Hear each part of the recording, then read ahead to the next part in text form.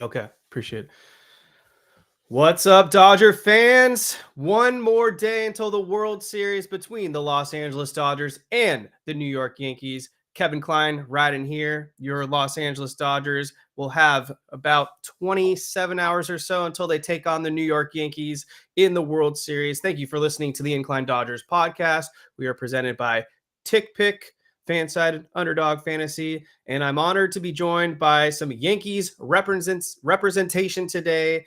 He's a great follow if you are into the New York Yankees or just MLB reporting in general. I'm joined by Julian Guilarte. He's a MILB Yankees and Mets reporter for Latino Sports, and he hosts a Yankees podcast as well, Dugout Station. Julian, thank you so much for coming on. How are you feeling today? What's going through your head as your New York Yankees are obviously in the World Series too? Thanks for having me. I appreciate it. I'm looking forward to going Yankees and Dodgers. Latino sports has been fun. Also do some writing for World Baseball Network. Dugout Station.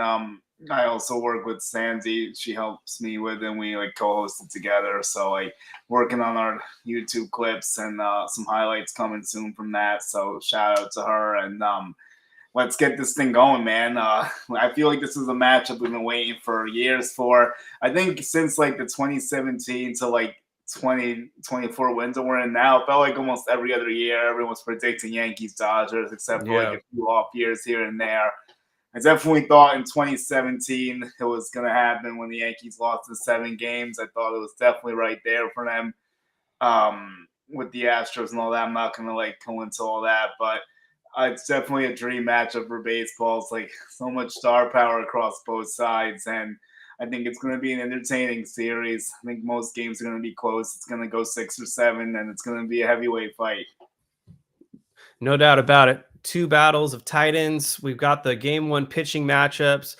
Garrett Cole going for the Yankees. No surprise there. He's been their ace for the last few years now. And then Jack Flaherty getting the nod for the Los Angeles Dodgers. A little bit of a fun narrative because the Yankees were knocking on the door and had a deal done to get Jack Flaherty, and then they walked away last second because they didn't like the medicals. Dodgers end up snagging Jack Flaherty, who's been sensational for this team.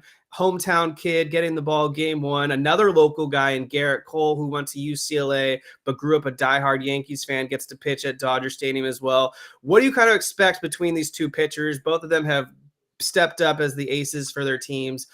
Low scoring game, high scoring game. How do you think these pitchers approach one another? So yeah, there's a lot to unpack there with that. Flaherty for Yankees was definitely something I was interested in seeing take place. I'm a little upset it didn't go down. I mean, the Yankees starting pitching depth is great, but at that time they were dealing with some injuries and there were some question marks, and it could have made some sense.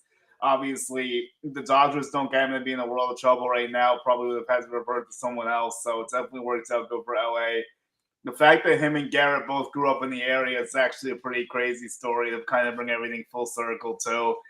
And I expect a low-scoring game for Game 1, I think, because both teams have been off for a while. I think both pitchers will be sharp, but you might be able to jump them early. I can see some early runs and they settle in for a while potentially, as we see sometimes. But I'm gonna go low-scoring Game 1. I don't know what the number is, but I would take a look at the under maybe if I was gonna look at that. Yeah, it's interesting because Flaherty's most recent start, he got absolutely shelled by the New York Mets. I believe he gave up 8 runs across 3 innings, something like that. The velocity was down, throwing 90 miles per hour, which was a couple ticks lower than what we're accustomed to seeing. Garrett Cole as well hasn't looked like the same Garrett Cole that we're accustomed to seeing a Cy Young candidate most years. Velocity's down. I know he's been dealing with some arm injuries in the postseason. He's given up a number of hits with strikeout stuff down as well. Yeah. How do you think that plays out against a pretty patient Dodgers team? I think both guys are definitely, you're going to want to see the velo gun in the first inning and see where they're both sitting at. I was at game 2 of the CS, and Cole was only throwing 94 in the first. I'm like, wait a minute, I feel like this should be a little bit higher. I'm like, is the gun off? But I kept seeing 94, 94, 94. I'm like, wait a minute, hopefully he has more than that in, because he did not pitch well that day either against the Guardians. I mean, he's really only pitched once, so one good start, I should say, against the Royals. He didn't pitch that great the first time against them. He pitched good on the road against them. The Guardian start wasn't great, so like there's definitely more to reach for him. And Jack Flaherty, kind of the same thing. You saw one really good start and two not so great starts, but we know what they're both capable of, and they're going to be jacked up. It's game one, and I expect them both to have a good performance.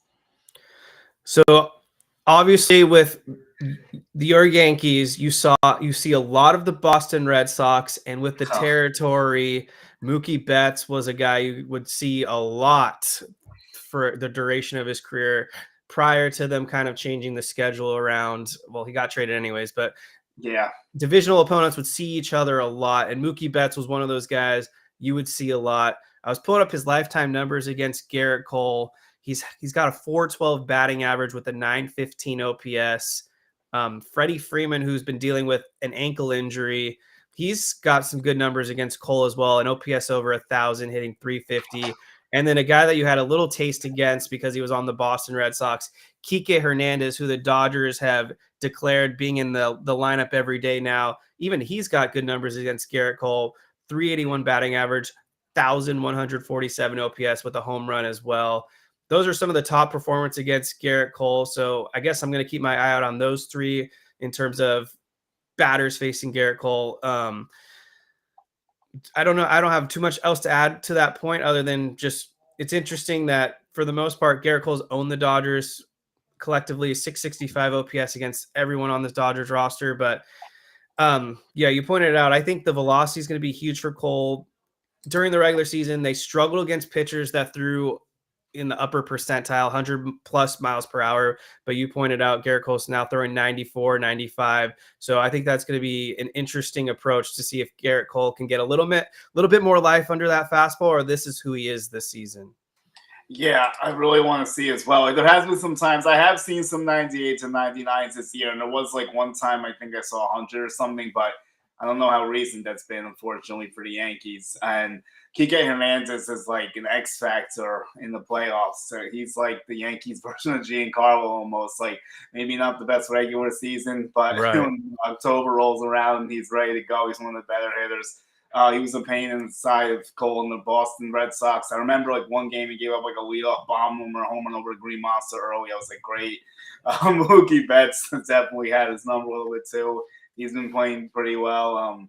I think Freddie Freeman's a big X factor too. Like, how healthy is he going to be? Like, what version of Freddie are we getting? Like, it's definitely a bad time for him to be dealing with this ankle injury, but credit to him for gunning it out and still giving decent performances from time to time. Like, do you think he's going to be able to play every game? Like, it's going to be on and off like we've seen? Like, I know he's going to try to play every day, but I'm just curious how you think it might play out. I could see them sitting him game 2 against Rodon since he's a lefty. But other than that, against all righty starters, Freddie Freeman should be in there.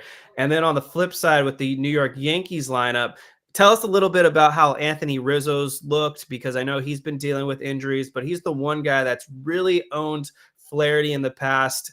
429 batting average, 3 home runs, 1,400 plus OPS. He seems to be the one guy that really has seen Flaherty well throughout his career.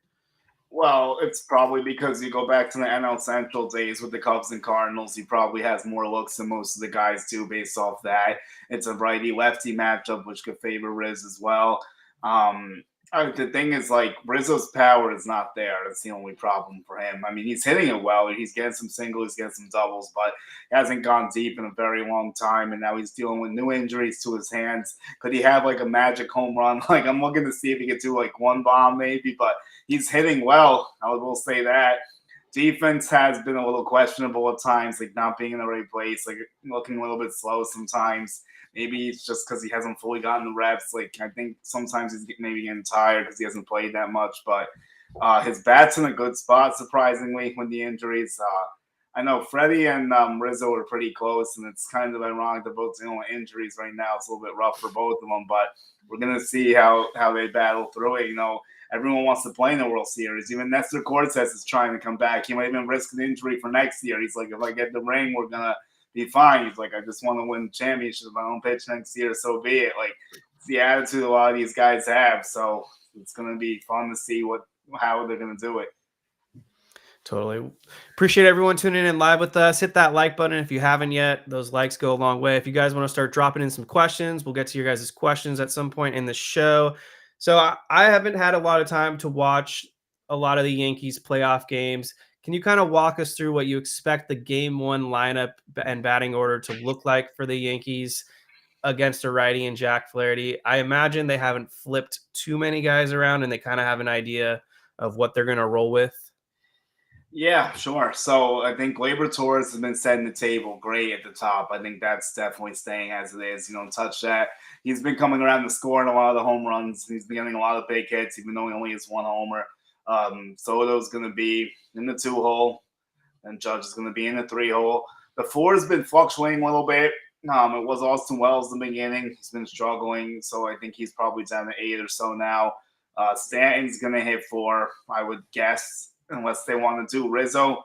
One time they put Jazz there. I didn't really like that too much because he's not hitting too well right now, but he did have a bomb off Yamamoto, so maybe we'll see something in game 2, hopefully, but he needs to get his bat together. So he's probably going to be like 5 or 6 Jazz. Rizzo and Jazz probably like 5-6 range. Volpe's been hitting like 7, and then they're doing Wells 8, and then Verdugo 9. That's how they've been doing it for the most part. Got it. Yeah, the bottom of the lineup could be a little tricky for the Dodgers because Verdugo, while he has been kind of average to a slightly above average throughout his career, I remember they faced him last season when he was on the Red Sox, and he torched us. So I imagine this guy's going to be fired up. A lot of revenge on his mind because he was one of the big cornerstones in the Mookie Betts Red Sox trade. And he's had some harsh words to say against the Dodgers. Definitely a lot of hard feelings since being traded. So I know he'll be fired up. Fortunately, I don't think there's anyone else on the New York Yankees that will have major revenge on their mind. Just a lot of hungry guys that obviously want to win the World Series. So I looked down the Yankees lineup, and you mentioned Stanton. He's been a monster in the playoffs. He's one of those guys that can have a pedestrian regular season and then just catch fire in the playoffs. He's had a great postseason track record. So I kind of wanted to know how have teams failed at pitching against him? Because it seems like he's the type of guy that you can throw a slider out of the zone and you can get him to chase. But for whatever reason, he's been getting a lot of hittable pitches in the playoffs. Yeah, I think the Guardians didn't execute when they needed to. We could just start there. Like, they had opportunities. They had 2 strikes. They couldn't have put them away. They could have walked him maybe to go with Jazz Chisholm, but they decided to go after him. Tanner Bybee really missed his spot badly in that bomb that Stan hit. And as you know, Stan's a huge mistake hitter. So if a pitcher makes a mistake, it's going into the seats, especially at Dodger Stadium where, he's from. He has a lot of success there. He's hit well. He's going to be really fired up to play the World Series. So you just have to avoid the mistakes. But the thing is that he's been more disciplined of late. Like, he's not swinging as much as the junk that sometimes he was swinging at maybe during the season. Like, it'll happen occasionally, sure. But, yeah, it's outside. Like someone saying it's his weak spot. Cleveland tried to bait him, but he didn't really go for it except like one pitch and then at bat. So I think you just need to execute your pitches, but if you make a mistake, you're gonna pay for it. Like, that's what it really comes down to. And if you have to walk him. Don't let him beat you with a home run. Right. And so you mentioned, and as well as the expectations are out there right now, Nestor Cortez will be added to the Yankees World Series roster. Who do you think's coming off? That's like a really interesting question. If it was up to me, I would take Trent Grisham off because he hasn't really played. Although I know he has some Dodger moments a little bit, but like, he's not playing. Yes. Judge is the center fielder. I don't know if they would even use him for a pinch hit. I'm not even sure like who they would do it for. Like, maybe Verdugo if he wasn't playing well, but they like his defense on left. Doogie's like a little hot and cold with me. Like, I'm like not fully in on him. I kind of feel like he's gone at the end of the year, but we'll see if he can help them win the World Series. I really like Jason Dominguez, but it's not his time right now, unfortunately. So we'll have to see him in the future. I mean, Dominguez and Grisham are probably the 2 guys you're looking at because they're probably going to remove a pitcher and add a hitter. Actually, no, other way around. Remove a hitter, add a pitcher for Nestor, I think, because like they're going to want their 13 pitchers. Yeah, so Justin Yamas is bringing up a guy I'm about to mention. So we know the first two starters. Is Clark Schmidt your game 3 starter, or would he be going game 4? I don't know too much about him. I personally don't know if I would trust him in the playoffs, but you know much more about him than I do. Is this a guy ready to start in the World Series? Yeah, Clark should be game 3. I think that's how it's been lining up. He's been pretty good. He didn't really pitch that much this year because he got hurt for a while. But when he did pitch, it was really not good. ZRA was under 3, had like a K per inning around. So like Clark was getting it done. His breaking stuff is really nasty. He's not going to light up the radar gun. His first 2 starts have been like kind of just what you want from a third starter. It's been like 4 2/3, like 2 runs, like keep you in it, don't get blown up, and just pass the baton to the bullpen. Like he's not going to go deep into the game unless he gets on a heater, which is going to be really tough to do against the Dodgers. Like probably 5 max, maybe pitch into the 6 if things are going really well. Like look for like a quality start out of him. The only problem with Clark is that he does struggle against lefties sometimes, and the Dodgers obviously have a lot of good left-handed hitting, so that might be something to watch. Like maybe he only gets the order twice because of a scenario like that. Like maybe I don't want him to see Otani 3 times, so I would expect like something close to a quality start from him. Okay, so what's going on with Marcus Stroman? I mean, this guy is one of the most veteran pitchers on this team for you guys. He's pitched a lot in the postseason. He's won a World Baseball Classic MVP a few years ago, and yet they haven't gone to him at all, I believe, in the postseason. Are they what? So just yeah, what's going on with Stroman? Because I feel like he'd be a guy that actually could have some success against the Dodgers if they were to trust him. Yeah, because he's a guy that could keep the ball on the ground, which is important. He's not going to really strike that many guys out. I think with Marcus, it's kind of a situation where he kind of just got squeezed out of the rotation at the wrong time. Honestly, I think it's like they looked at obviously Cole and Rodon are the top guys. They looked at Clark as a better option. Stroman didn't finish the year too strong. Luis Hill was kind of a wild card because he like never pitched as many innings before, but I guess they like his put away stuff better. I feel like Stroman's a guy that's there in case someone gets blown up like a starter, but we haven't seen like a disastrous start, I guess, yet where I felt like they had to put him in. I thought like the situation in Cleveland, like where Clay Holmes blew the game that day, like when they went to lighter and stuff too. I think that was the time I was kind of looking for him to come in. I thought there was a lane for him to maybe pitch, but they didn't do it.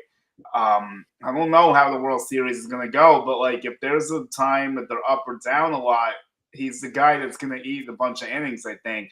So he could definitely be cut too. Like, don't be mistaken. Like, there's a chance he's left off if they add Nestor on, maybe, but they want 13 pitchers, so I don't know like what other pitcher they would add. So I guess they would keep him, but we'll see if he gets in there. I'd like to see him pitch. I know he's probably been chomping at the bit. The only problem is that he hasn't pitched in ages now, so like it's going to be a huge gamble when he gets out there. Like we don't even know what it's going to look like. Yep, that's a really good point you brought up. So speaking of the Yankees bullpen, kind of dive us through what this bullpen construction looks like. Holmes was obviously your bona fide closer for the most part, but has kind of been shaky down the stretch. Tommy Canley has been a pretty good high leverage guy for you. Luke Weaver, who had been thrown in multiple trash cans. Yankees seem to have fixed his career, and he's been one of your guys' top relievers. Who else besides those 3, and you can include those 3, kind of how the Yankees approach how the Yankees approach bullpen situations. Yeah, those are the big 3, and then you hit the nail on the head right there. I think Luke Weaver is the most important guy. Obviously, he's been nails. He pitches multiple innings sometimes. I know the Guardians got to him a little bit. I think they saw him a little too much. I think there was some fatigue setting in. He wasn't as sharp as he needs to be in a few spots.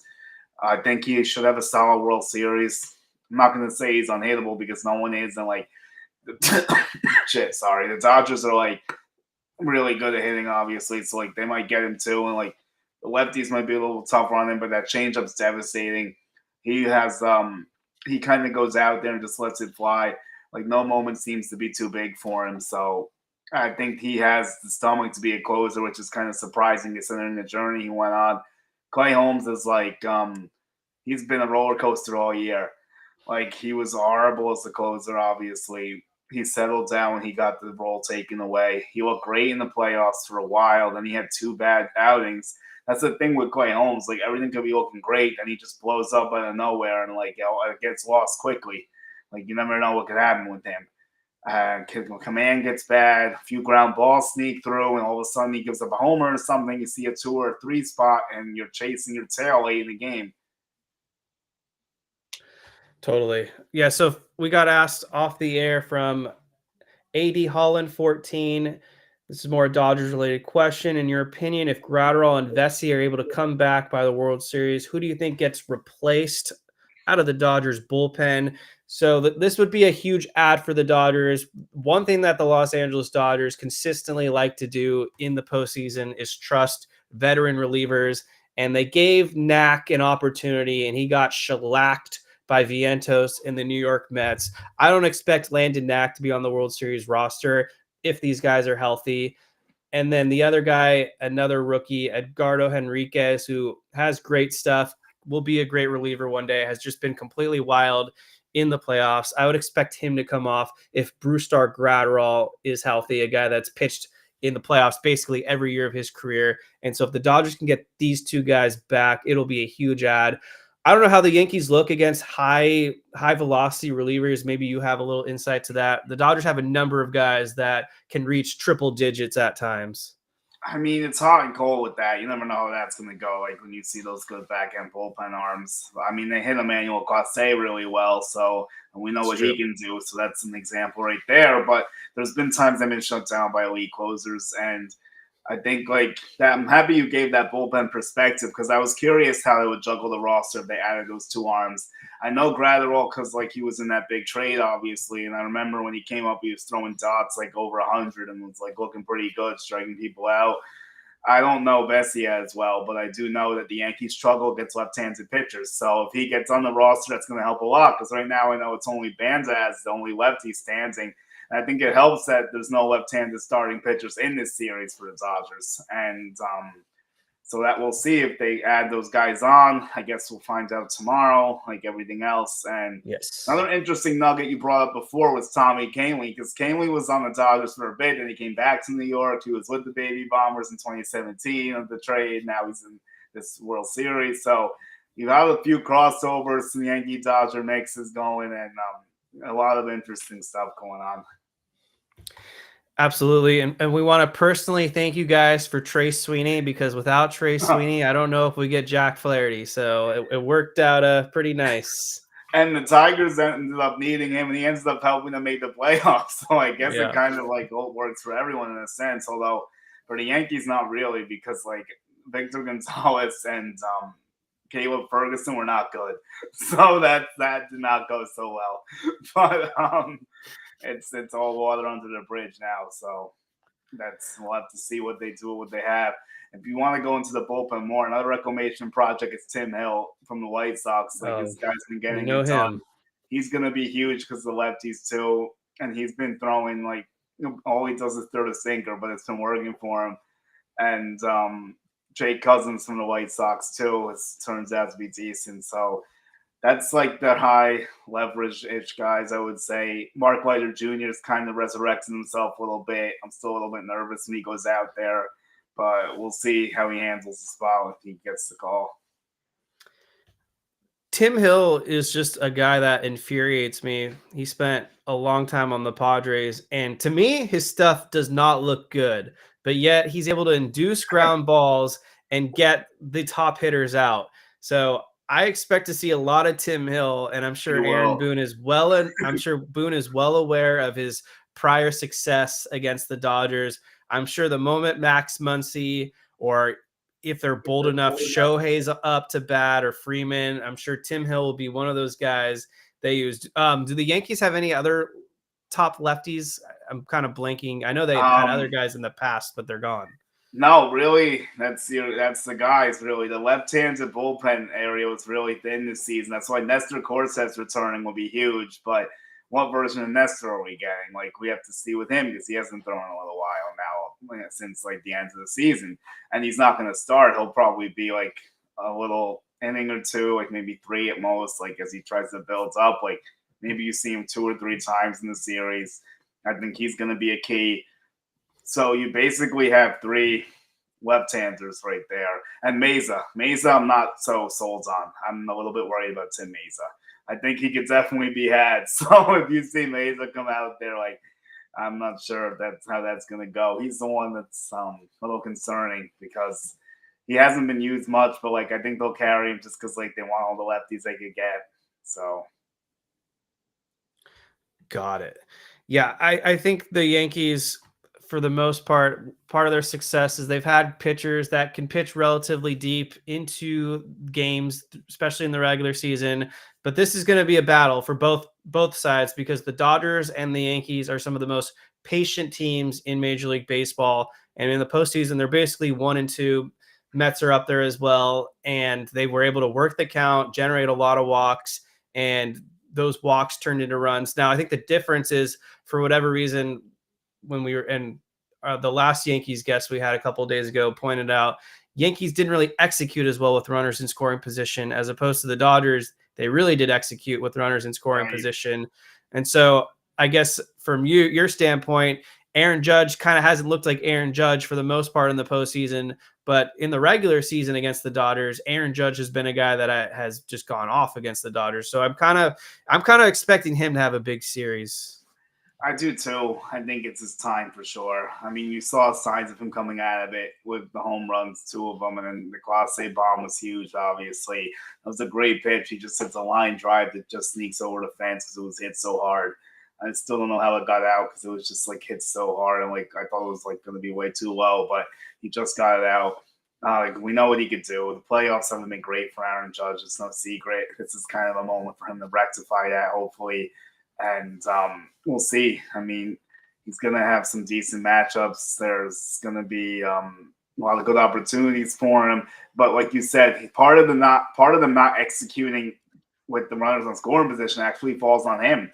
There's been a lot of times early in the games that Torres and Soto will get on, then Judge strikes out or even grab them to a double play a couple times. One time, like Bobby Witt robs him on a night hit. Like he needs to help them tack on early if like Soto and Judge are going to set the table because of his home runs have been coming late in the game. The two he does have, like he hasn't been getting. Normally, when he's on his game, he's getting after early, like in the first inning. Like he's going to hit a home run right away. He's going to let you, and he's going to set the tone. But like he's been having to search and find it. So he is kind of due. We'll see how that goes. And I definitely always have belief in Judge no matter what happens. Oh, absolutely. I mean, he's going to win the AL MVP. Obviously, he's one of the top 3 hitters in the game for very good reason. So we talked about game 1, Cole versus Flaherty. Julian, I want to know, pick a guy either side. Who do you think will have the biggest impact in game 1? Is it Cole? Is it a hitter? Who do you think? Who does your gut tell you like a lot? Because we've been partnering with Underdog Fantasy, and so this is a nice little parlay opportunity to have the listeners maybe go off a guy you like. Okay, I'll give you one on both sides. I mean, for Yankees, like how could I deny Giancarlo? I mean, it's gonna be the easy pick, but like he hits well at Dodger Stadium, the World Series. Like I'm expecting him to do damage in one of the first 2 games, so why not start off right away into it? For the Dodgers, someone that's kind of sneaky to me, I feel like he's flying under the radar. Teoscar Hernandez for sure. Oh, yeah. I feel like Teo could do some damage. I've seen him hit home runs on goal before. So they had a lot of battles with Yankees, Blue Jays. And if Teo gets to face a lefty, obviously you got to watch out for that. Like, so I'd be even more keen on him for game 2, even looking ahead against for a zone. But for another guy, if you want to, Kike's been a thorn in Cole's side. Ohtani's kind of due to do a little bit something too. I feel like, although Cole's had its good numbers against Ohtani, I think from what I've seen. And then obviously, I feel like Volpe's a nice X factor for the Yankees. I feel like he's been playing well. Hasn't hit the homer yet, but like I feel like he might get one soon. Yeah, a lot of good picks there, and we'll save our World Series MVP picks near the very tail end. But yeah, I like Teoscar a lot. For me, I think Jack Flaherty is going to have a big game tomorrow, just like he did in the NLCS game 1 against the Mets. You got to trust your number one game one starter to kind of set the tone in the series. And it's going to be key for the Dodgers to have a guy that could go 6-7 is very optimistic if he could do that again. But to have the bullpen rested and in the back pocket for a game two, because Yamamoto is on a pitch count, they usually don't let him go past 80 pitches, even if he's absolutely cruising like he did against the Mets. They pull the plug early on him, and I think he was pulled after 73 pitches, which is, kind of a lighter pitch count. But it'll be interesting to see what the Dodgers do with Yamamoto now that they're in the World Series. I don't know if they have a little bit more of a leeway and let him pitch deeper, because when he made his last appearance at Yankee Stadium, obviously he was just lights out, arguably one of his best starts of the year. Velocity was 98 miles per hour at time, had a shit ton of strikeouts. And then the guy you mentioned, Teoscar Hernandez, had a field day at Yankee Stadium. So I like Flaherty. My gut's telling me go with all the Flaherty props, do the higher on fantasy points. When the strikeouts become available, we'll see where it's at. But I think 6 is a comfortable number for strikeouts. So that's what I'm telling you guys. Underdog is super easy to play. It's even easier to get started. Go to their easy-to-use mobile app or underdogfantasy.com. Sign up with the promo code INCLINE, and Underdog will give you a mystery special pick to use on your first pick'em entry, plus a first-time deposit offer of up to $1,000 in bonus cash. That's Underdog Fantasy, promo code INCLINE, to claim your new customer special of a mystery player pick and your deposit offer. Must be 18 or older, unless you're in Alabama and Nebraska, where it's 19 and older, including Colorado for some games, 21 and older, Massachusetts and Arizona, and present in a state where Underdog Fantasy operates. Terms apply, void in Colorado. Concerned with your play, call 1-800-GAMBLER or visit ncpagambling.org. Arizona, call 1-800-NEXT-STEP or text NEXT STEP to 53342. New York, call the 24/7 HOPEline at 1-877-8-HOPENY or text HOPENY. Okay, so let's shift gears here a little bit. Last time the Yankees were in and won the World Series was 2009. I'm not sure where you were in your life at that point, but I'm sure for you, this is a very exciting time to have the Yankees back in the World Series. So kind of just, I wanted to get your journey of like where you were in 2009 to where you are now, the lows, the highs, just like how does it feel in general that your team is back, won the AL pennant, and is back in this situation? Man, I just can't believe it took this long, because I'm gonna sound really spoiled, but growing up, it was the expectation Yankees in a World Series every year. Coming up to that point in 2009, I think I had seen them make it 7 times since I've been alive, although some of it I don't remember that well. But I was only 17-ish at that point. I was a junior in high school. So I felt good back in 2009. They won 5, lost 2. Obviously blew it against Boston. So I think that it's just been a crazy journey. I never thought it would take this long. I mean, you had 5 losses in the ALCS before they finally figured it out. I never would have thought it would have been that difficult. I mean, the Houston Astros came out of nowhere in the beginning, and they just kept running it. And then back in 2009, it was kind of a weird era. Some guys left the team, they lost Matsui. They couldn't fully recapture that magic. They got stopped by the Rangers and the Tigers, who were both really good. But yeah, that guy is making a decent point. Yamamoto did light the Yankees up. I'm looking at one of the comments, but there was Grisham in the lineup, and DJ was in the lineup too, and there was no Soto, so it was a little bit different. But I was there that day, and he pitched really well, so I'll give credit where it's due. And I was actually going to ask you about Yamamoto, what you thought. Damn it, sorry. No worries. My bad. What you thought, you were bringing up some good points. Is it an injury concern with him? Why is the pitch count so low in the playoffs? Because I know he got hurt towards the end of the year. I wonder if they will have it go up for the World Series. I know he has the 5 days resting going on with the Japanese schedule or whatever. So, is he going to pitch game 6? I'm guessing if they get that far, then they'll just go Buehler, Bullpen, Flaherty again before we get to that point. Yeah, so my expectation is Flaherty, Yamamoto. They're not going to know probably till the night before if it's Buehler game 3 or they want to go bullpen game 3, and then they'll flip whoever, vice versa, and then reset game 5 if we get to this point, Flaherty, and then Yamamoto would be rested enough to go for a game 6, and then game 7 would be all hands on deck. But yeah, you asked some good questions. Yamamoto missed about 3 months. He had the rotator cuff strain in his shoulder. Up until that point, he had looked very good. He was pitching deep into the games. Pitch count wasn't even really an issue. They were doing a good job of getting him rested in between starts. Never once pitched on 4 days rest. And then the injury happened. And I think for the Dodgers, part of the concern is they're locked into a 12-year contract with this guy, and we're in year 1. So he has a long career ahead. Now, with that being said, they were pretty conservative with him in the NLDS and the NLCS, but they did show that they were willing to push him a little bit in the NLDS Game 5. They did let Yamamoto go 5 innings, although he was very efficient and was locating all his pitches. I don't know how they would approach it in Game 2. They will probably be pretty conservative again, and I would guess they top him out at maybe 80 to 85 pitches. But if we're in a Game 6 scenario, they might just let it unleash and let Yamamoto ride as much as they possibly can until they see either some downward velocity or just some poor mechanics.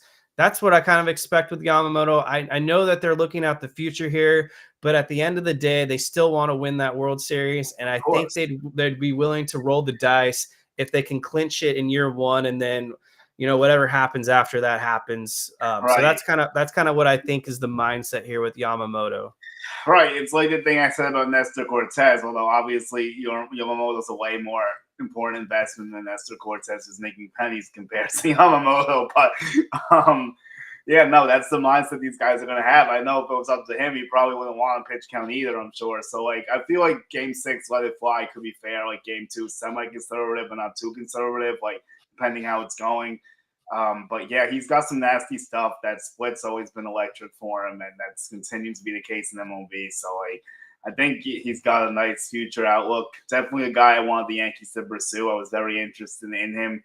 I understand why they didn't get him when the final contract came out. I think the Yankees may have been option 2 for him. It was, I don't know. I know he really wants to play with Shohei, though, so I understand that too. And it's looked good over there for him despite the injury. So I'm definitely looking forward to seeing what he has in the World Series. Cool. Awesome. Yeah, same here. So this is the last opportunity for people in the chat. Get your questions in. We're going to get to our final few segments. So got some fun stuff for you, Julian. First of all, I don't know how much you've listened to Joe Davis. Obviously, he's the Dodgers home broadcaster and the voice of Fox. Are you mentally ready to get mad at Joe Davis? Yeah, and John Smoltz too, the boot. I mean, John Smoltz is like the #1 Yankees hater. At least Joe Davis is like somewhat more neutral than that, even though he's obviously a Dodgers guy. But like, yeah, I'm sure there's a little stuff that's gonna irk me. It always happens on the broadcast, even my own broadcast sometimes. I mean, you never know. But it's gonna be interesting for sure. Next question for you. I don't know if they've been doing it on TBS because the American League was through TBS, but on Fox, they were showing graphics when Shohei Ohtani was 3-4 batters away. Will that irritate you? Yeah, that's like, if you could do, they weren't quite doing that on TBS. Though TBS, I had my own issues with it, especially in the DS, which I'm not going to go too deep into. I guess Smoltz hates everything besides Atlanta and Boston, right? But no, yeah, I won't love it. If it's like more than 3 batters, I don't want to see it. Like, if it's like more than 3 batters, like, I don't need to see he's up in 8 batters to like 7, 6, 5, 4. Like, I'm good on that. Fair enough. Besides, I know when it is anyway. He bats first. It's really not hard to figure out. You can always figure it out. That's true. Do you anticipate Michael K blowing up on his radio show if something doesn't go the Yankees' way, even if it's minuscule? Like what type of stuff? Like a call or something, or like something? Him like himself, because I've heard him be furious a couple times regarding stupid matters that weren't really justified. Like one example is the Shohei Ohtani betting stuff. But yeah, I've heard some clips of Michael K just blowing up on his radio show. It's the World Series. I expect something for sure. I don't know what it's gonna be, but I'm definitely expecting something. I wouldn't mind hearing him get in the radio, like with Sterling. I don't know if they do that, like to bring back some old time stakes. But yeah, it's just like it's interesting. I like him. I've met him a few times, so I don't want to. I'm not gonna bash him, but um, Gotcha. I'm sure he'll get. I'm sure he'll have some fun moments on the show. All right, so we got one question coming from Justin Yamas. What did you get from the series we played against each other back in June? It's like tough to gauge because like the Yankees are missing guys. Like the Dodgers had a little different look. There was no Jazz yet. But like what I did notice is that there was definitely good pitching on both sides. Like that was something that was evident to me because like that game, one of the games was like 2-1 and like 12 innings or something. It was like 0-0 to 9. So I definitely think like the pitching is going to be tough for sure. Um, so like and obviously the hitting is like both lineups are so deep. Oh, the Yankees were diminished that series, but like I know the Dodgers lineup 1 through 9 is just like dangerous. Like any guy could strike, even if you don't expect them to. Like it's just both teams have a tremendous amount of depth, and they've both been able to withstand a lot of injuries too. Absolutely. Julian, is there anything you wanted to cover or ask me before we get to our final thoughts Yeah, and our prediction, or not series predictions, but a World Series yeah. MVP guy you think will stand out? I got two things I want to ask you. So I'm gonna ask you, like, how do you feel about the Dodgers facing off against Rodon? Because he's been getting hot lately. He's turned in Uh-huh. 2 good starts in a row, and the Dodgers do have a lot of lefties. So, like, how do you feel that matchup's gonna go with their hitters? I could be dead wrong here, but I think Carlos Rodon is one of the most overrated pitchers in baseball. I think he is constantly hurt and he does catch lightning in a bottle every now and then. But personally, I feel like he took advantage of kind of pedestrian offenses in the Royals and the Guardians. And personally, I think the Dodgers have the platoon advantage that they can stack against him. Tommy Edman's been feasting off lefties.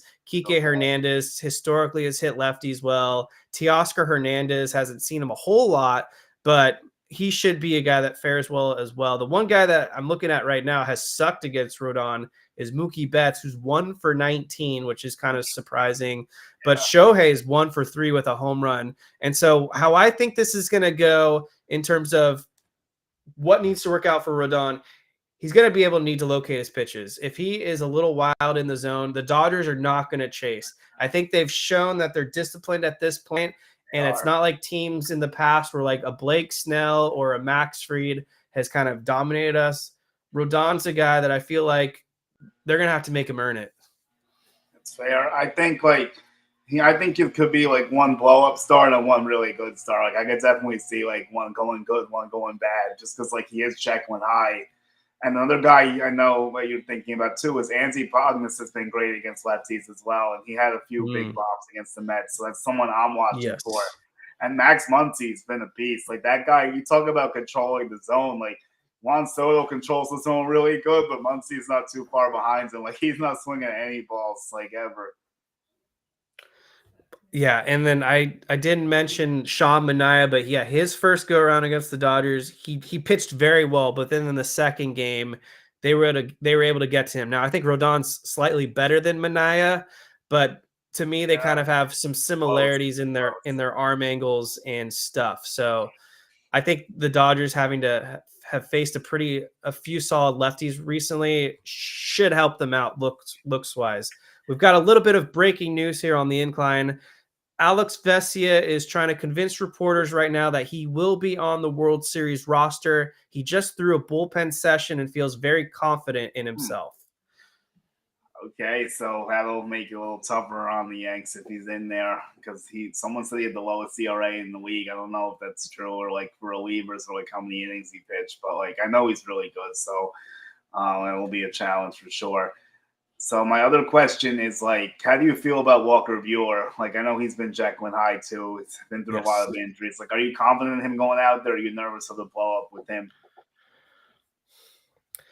I am still a little bit nervous about Walker Buehler. He's become more of a pitch to contact guy. Against the Padres, he wasn't able to record a single strikeout, but he pitched better than his numbers indicated. And Yeah, then I saw that.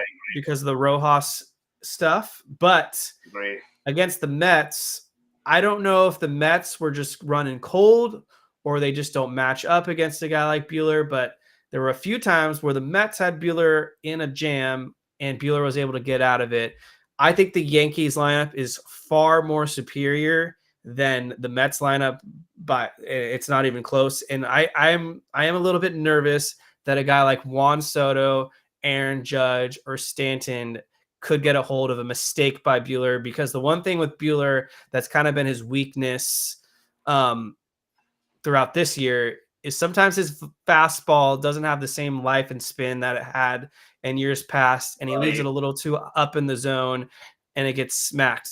Now, I'm seeing it in the chat, and I've been seeing it as well. There are a lot of people confident that Walker Buehler pitches better in cold weather, and they actually think he matches up good to pitch in New York. But Yankee Stadium is a hitter's paradise. No denying that. So those fly balls that may have been outs in Citi Field could go over the short porch in Yankee Stadium. That's very true. And I noticed with Walker too. I was reading something really interesting. Like somehow the weather at Citi helped his pitches be sharper. So maybe there is something behind that cold and him being better. Like I saw the breaking ball had more life. I noticed that it had more life when I was like watching compared to Padres and Mets. And like the fastball, I think, had a little more vertical movement too. So like I want to see like how that ends up playing out. Like what's his stuff looking like? Because like he has the toughness and he has like the big game mindset that you need, but the stuff just isn't what it used to be. Like that's the problem. Exactly. So it'll be interesting to see how the Dodgers go about that. You can pretty much guarantee you're going to see a lot of the Dodgers bullpen. They ride these guys. So Julian, final question for you as we head on out. Who do you think, if the Yankees were to win, will be their World Series MVP? And if you have an X factor, feel free to throw that out as well. Let's go Stan MVP just because like he's on a heater and he plays well in LA. And I think Austin Wells has to be an X factor. I need to see more from him behind the plate and in the lineup. He was good during the year, but he hasn't been great in the playoffs. And I have one more thing for you at the end too, but go through your other stuff and then I'll ask it. Of course. Yeah. So for those that have listened to my most recent episode, sorry for the redundancy, but Teoscar Hernandez will be my World Series MVP pick because of his success against the Yankees earlier this year. And just the fact that he's an AL East guy. I think he's familiar with the New York Yankees. And my X factor is Alex Vesia. If he plays, that's a good one for sure. So, like, let's see how our picks go out. If I was going to pick, I'd say Yankees in 6. I'm sure you feel similar about the Dodgers, probably like 6 or 7, right? I've made I've been disciplined, and I am not throwing out those predictions at all this season because I've done that every other postseason and the Dodgers get bounced early. So I have just continued to keep that to myself, but I will highlight hitters and how I think they'll perform, or pitchers. I'm okay with letting it fly. I mean, I want them to win, obviously. Like, if they don't win, it's not going to be because of anything I did, but hopefully they figure it out. So my final thing is, like, I've always been curious how Dodger fans feel about the 2020 World Series. Obviously, it was a shortened season. Like, how do you view that championship? Like, do you want to get, like, the full season championship to kind of wash that one away as, like, the only one in recent memory? Or, like, do you feel that's, like, a legitimate championship? Yeah, so there's a few ways to approach this question. First off, the reason I think Dodgers fans really want another World Series title is because we didn't get a parade because of COVID. And so we missed out on one of the most memorable parts of winning a championship is being part of a World Series parade. So I think that's a big part of it. In terms of the other part of your question, the 2020 World Series is just as legitimate as any other World Series for a number of reasons. One, everyone was playing by the same rules. Just because the regular season itself was shorter doesn't make the postseason any more easier. In fact, it was probably arguably the most difficult postseason to ever win a World Series in, because you had 3 rounds, there were no byes, you had to play on neutral sites, and there was no home crowd. I guess you could argue that home crowds maybe make it easier, but at the same time, I think it makes it harder because there's no momentum for anyone. You're playing in more silence. And yeah, so Padres threw a parade for themselves after they won the wild card round, and now they act like the World Series doesn't count. So any team that won the World Series that year, I think would get much more respect. But if it was the Dodgers, and I'll throw the Yankees into that, they want to take it away from us. But no, there was no cheating. They played by the rules. They won it fair and square. And so we want to win a World Series, not to prove that 2020 is legitimate or whatever, but it's because we want that damn parade. Fair. So it feels like it's not complete without the parade. So I understand that completely. I've always been like on the fence about it. Like I'm gonna do 2020 as a valid season. It was just weird, like how it was only 60 games and all that. But like the Dodgers were the best team in 2020. Like that definitely is true. So I just want if the Yankees weren't in it, maybe I'd like to see them win it this year, but I'm not right now, hopefully. But we'll see. We'll see what happens. It's going to be interesting. Julian, thank you so much for coming on. We wish you the best of luck to your New York Yankees, and give him a follow on his social media platforms. He does a great job with his MLB coverage. Everyone for listening, thank you so much. Hit that subscribe button on your way out. And if you're listening on the audio feed, leave us a 5-star review. And in the comment section after the live stream, if you're watching on YouTube, leave a comment. Let us know who your World Series MVP pick. And if you want to throw some predictions for game one, have some fun with it. Everyone, thank you guys for listening to the Incline Dodgers podcast.